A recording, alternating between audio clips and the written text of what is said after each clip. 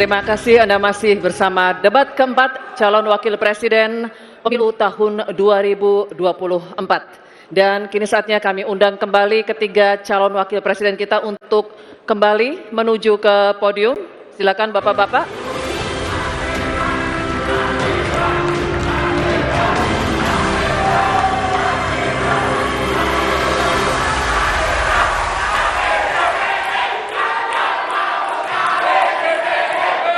Di segmen kelima ini kita akan melanjutkan tanya jawab antar calon wakil presiden, dan di segmen ini calon wakil presiden nomor urut 2 akan bertanya kepada calon wakil presiden nomor urut 1. Kembali kami ingatkan pula untuk melakukan tanya jawab sesuai dengan tema debat kita pada malam hari ini, yakni pembangunan berkelanjutan dan lingkungan hidup, sumber daya alam dan energi, pangan, agraria, dan masyarakat adat dan desa. Bapak-bapak jika akan menggunakan singkatan atau terminologi mohon disertai dengan penjelasan agar pertanyaannya menjadi jelas dan dimengerti oleh calon wakil presiden lainnya. Dan kami mohon selama penyampaian tetap berada di podium masing-masing. Baik, kami persilakan sekarang calon wakil presiden nomor urut 2 Bapak Gibran Rakabuming Raka untuk bertanya kepada calon wakil presiden nomor urut 1 Bapak Muhaimin Iskandar. Waktu Bapak 1 menit dimulai ketika Anda berbicara. Silakan. Baik, terima kasih Gus Muhaimin. Paslon nomor 1 dan tim suksesnya sering menggaungkan LFP, lithium ferrofosfat. Saya nggak tahu ini pasangan nomor 1 ini anti nikel atau gimana? Mohon dijelaskan. Masih ada waktu, Pak Gibran, apakah akan digunakan? Akan saya gunakan apabila pertanyaannya belum jelas. Bagaimana Gus? Cukup? Saya jelaskan juga nggak apa-apa. Singkatan dan terminologi mohon dijelaskan. LFP, lithium ferrofosfat. Tadi sudah saya bilang kan, lithium ferrofosfat. Itu sering digaungkan Pak Tom Lembong itu. Lithium ferrofosfat. Baik. Masih ada waktu untuk menjelaskan atau cukup? Cukup? Baik. Sekarang kami persilakan kepada calon wakil presiden nomor urut 1 Bapak Muhaimin Iskandar untuk menjawab. Waktu Bapak 2 menit dimulai ketika Anda berbicara. Silakan. Terima kasih. Tenang Pak Gibran. Semua ada etikanya. Termasuk kita diskusi di sini bukan tebak-tebakan definisi, tebak-tebakan singkatan. Kita levelnya adalah policy dan kebijakan. Prinsipnya sederhana. Semua kembali kepada etika Pak Gibran. Etika, sekali lagi etika. Etika itu adalah etika lingkungan. Apapun yang menjadi kebijakan kita menyangkut produksi, pengambilan tambang sumber daya alam, juga apapun yang kita gunakan seluruh potensi bangsa ini, rujukannya adalah etika lingkungan. Komitmen kita intinya adalah keseimbangan antara meletakkan manusia dan alam. Keseimbangan ini tidak bisa ditawar-tawar agar pembangunan kita berkelanjutan, agar melibatkan semua pihak yang ada. Tidak ada satupun yang tertinggal, sehingga produksi yang kita munculkan pun dari tambang, dari litium, dari apapun itu tidak sembrono dan tidak sewenang-wenang. Bahkan yang lebih parah lagi, tidak mempertimbangkan lingkungan dan keberlanjutan masa depan. Sekali lagi intinya bukan hanya etika lingkungan, tetapi etika bahwa forum ini adalah forum policy yang berharga. Jangan-jangan kalau kita tebak-tebakan definisi di sini, saya ragu kita ini levelnya SD, SMP, atau jangan-jangan ijazah kita palsu semua di sini. Ini yang mengagetkan. Jadi kalau tebak-tebakan, ya bukan di sini levelnya. Di sini adalah kebijakan kita untuk memimpin negara. Bapak Muhaimin, waktu Anda habis. Terima kasih. Selanjutnya kami persilakan kepada calon wakil presiden nomor urut 2 Bapak Gibran Rakabuming Raka untuk menanggapi. Waktunya 1 menit dimulai saat Bapak berbicara. Silakan. Ini agak aneh ya. Yang sering ngomongin LFP itu tim sesnya, tapi cawapresnya nggak paham LFP itu apa. Kan aneh. Sering bicara LFP, lithium ferrofosfat. Tesla nggak pakai nikel. Ini kan kebohongan publik, mohon maaf. Tesla itu pakai nikel, Pak. Dan kita sekarang, Indonesia itu adalah negara yang punya cadangan nikel terbesar sedunia. Ini kekuatan kita, ini bargaining kita. Jangan malah membahas LFP. Itu sama saja mempromosikan produknya China, Pak. Saya nggak tahu ya, Pak Tom Lembong dan tim sesnya sering nggak diskusi dengan cawapresnya. Masa cawapresnya nggak paham? Aneh loh. Saya jelaskan sekali lagi, lithium ferrofosfat itu adalah alternatif dari nikel. Intinya ada negara yang nggak mau pakai nikel. Nah, itu loh Gus yang saya maksud. Apakah Gus Muhaimin juga anti nikel? Baik, Pak waktunya Tom habis. Lembong. Terima kasih Pak Gibran. Baik, kami lanjutkan. Mohon tenang dulu Bapak, Ibu. Cukup Bapak-bapak. Bisa kita lanjutkan ya. Terima kasih, terima kasih, terima kasih. Sekarang kami persilakan kepada calon wakil presiden nomor urut 1 Bapak Muhammad Iskandar untuk merespon tanggapan dari Bapak Gibran Rakabuming Raka. Waktu Anda 1 menit Bapak, silakan. Saya setuju bahwa potensi sumber daya alam kita harus terus kita promosikan.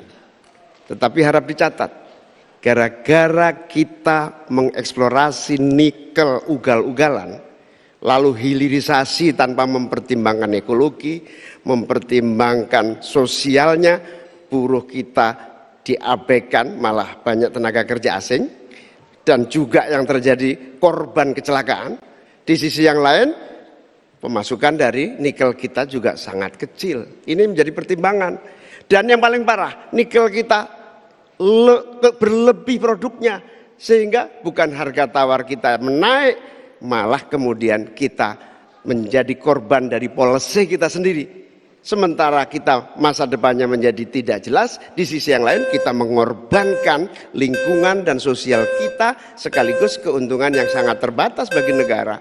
Oleh karena itu bukan soal gegabah, ini soal keberanian dan keberpihakan. Waktunya habis Bapak Muhaimin. Terima kasih.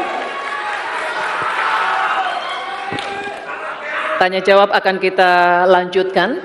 Dan berikutnya calon wakil presiden nomor urut 3 dan calon wakil presiden nomor urut 2 akan bertanya jawab. Untuk itu kami persilakan Cawapres nomor urut 3 Bapak Mahfud MD untuk mengajukan pertanyaan kepada Cawapres nomor urut 2 Bapak Gibran Rakabuming Raka.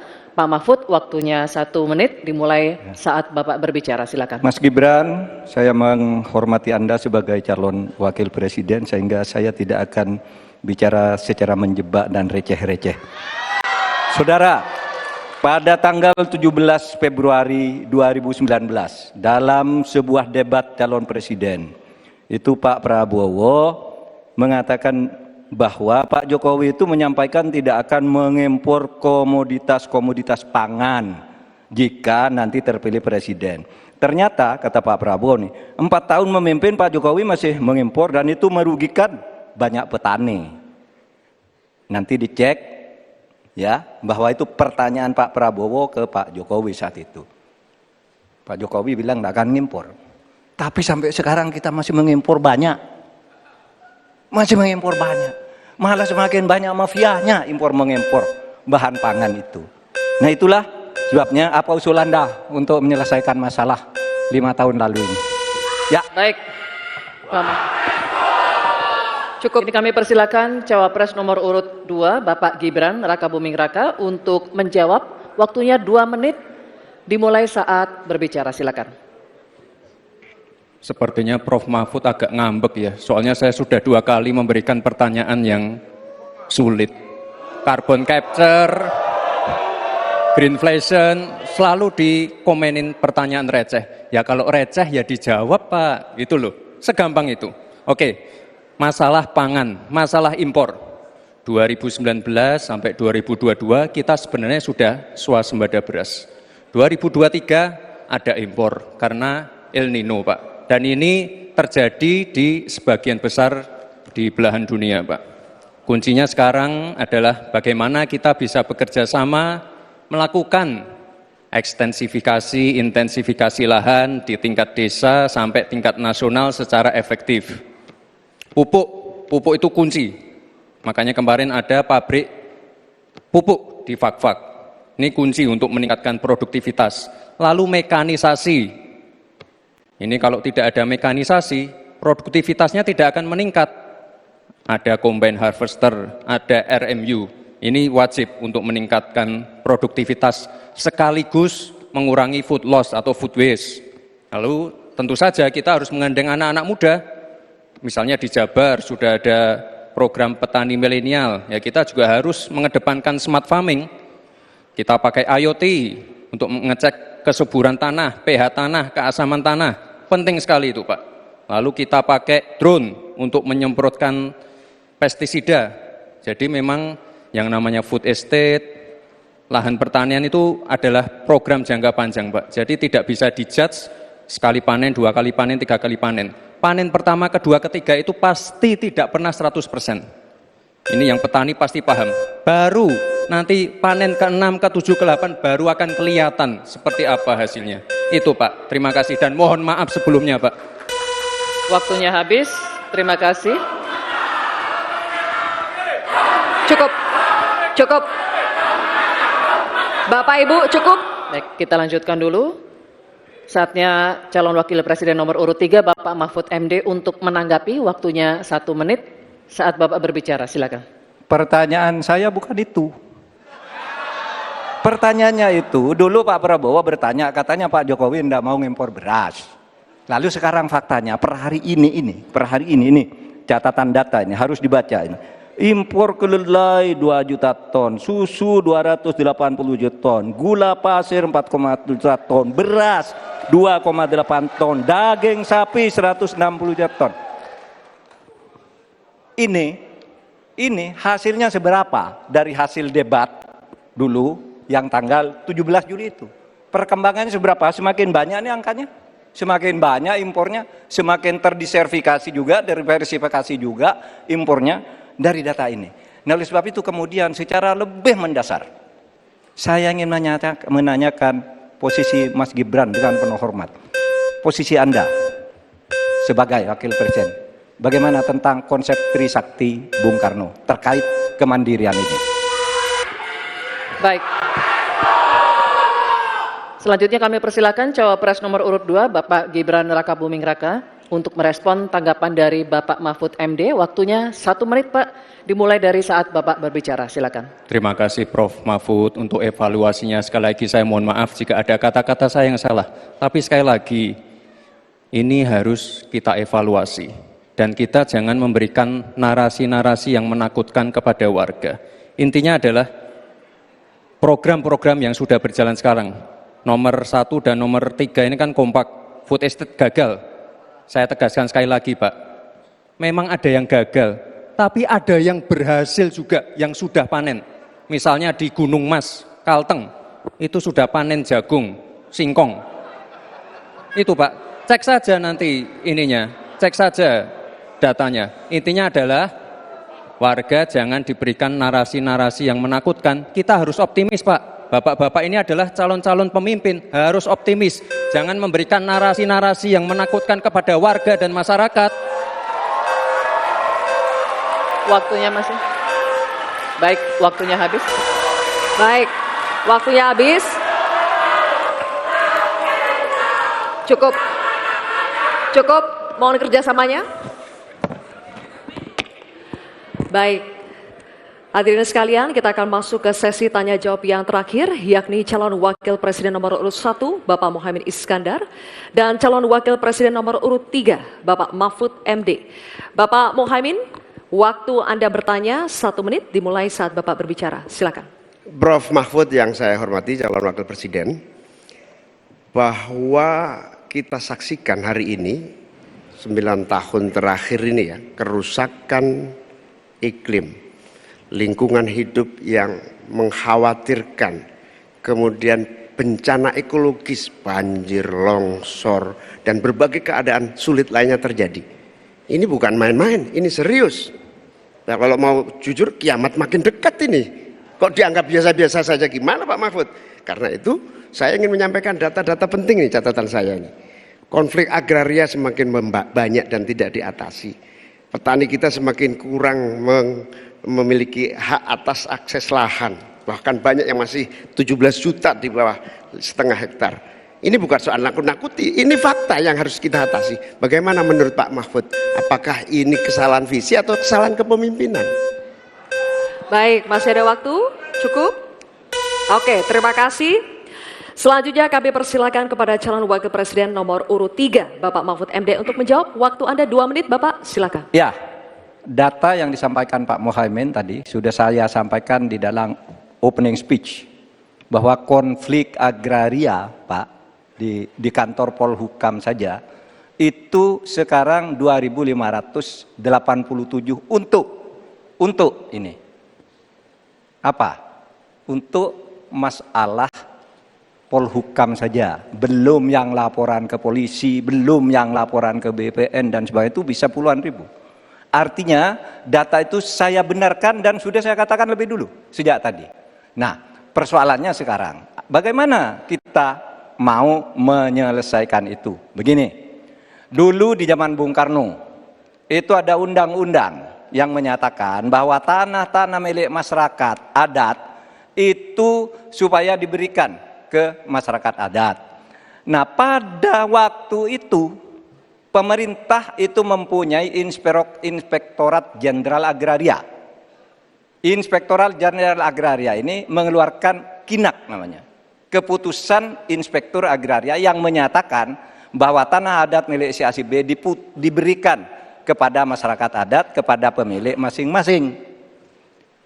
Nah, tetapi sesudah zaman Orde Baru muncul BPN, sehingga dikatakan bahwa yang disebut sebagai produk KINAK itu bukan bernilai sertifikat, sehingga menjadi mentah lagi, Pak, persoalannya. Jadi tumpang tindih sertifikat. Pada saat KINAK itu dikeluarkan, itu secara hukum sah. Tapi begitu ada Orde Baru, itu harus bentuk sertifikat dari BPN. Terjadi tumpang tindih, terjadi kasus rempang, dan sebagainya, dan sebagainya. Oleh sebab itu, menurut saya ini harus dibuat kesepakatan bagaimana cara menyelesaikan ini. Selesai. Baik, Pak Mahfud, terima kasih.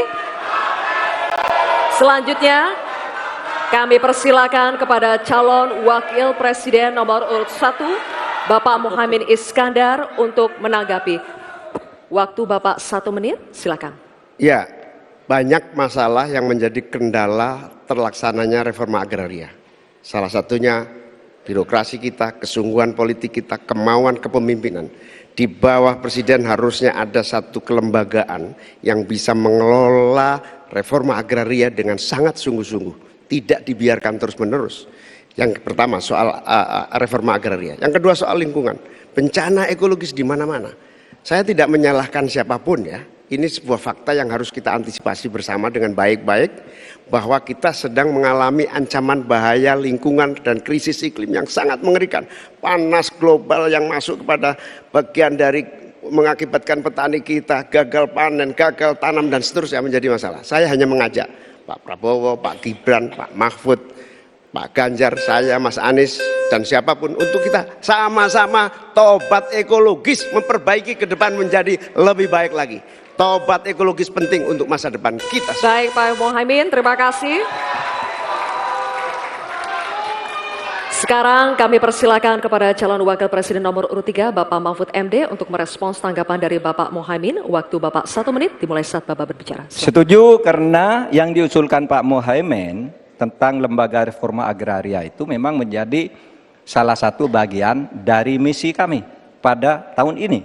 Jadi kami punya tim reformasi hukum nasional yang melibatkan pakar dari berbagai kampus. Kesimpulannya, masalah agraria ini harus ada sebuah badan khusus yang nanti menangani. Misalnya begini, ada sekian ribu kasus, ini yang berat dikategorikan 3 misalnya. Kita katakan, yang kategori 1 harus selesai dalam 6 bulan, kategori 2 selesai 6 bulan, kategori 3 selesai dalam 6 bulan. Lalu kita mulai lagi menata kehidupan kita di bidang pertanahan.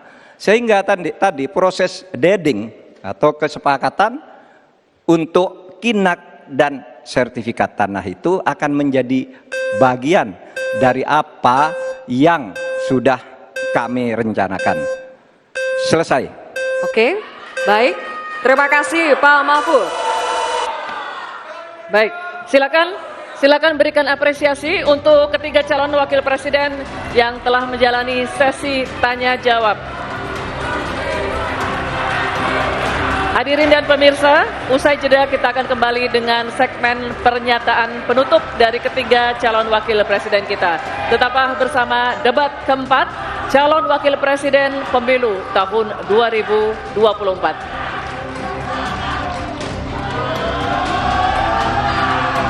Kinara.